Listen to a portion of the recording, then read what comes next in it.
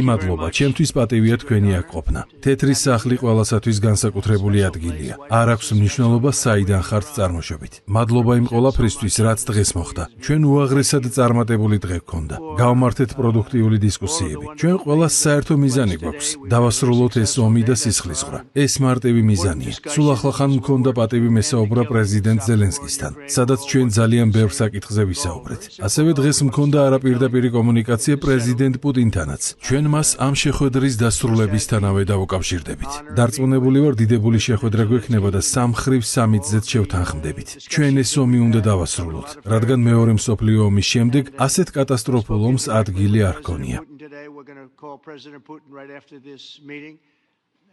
I'm sure we're going to have a solid meeting, good meeting, maybe a great meeting, and we're going to try and work out a trilat after that and see if we can get it finished, put this to sleep, because this is not since the Second World War has there been anything like this. გამოიწერე და გაიგე ამბები ლიბერალური ცენზურის გარეშე.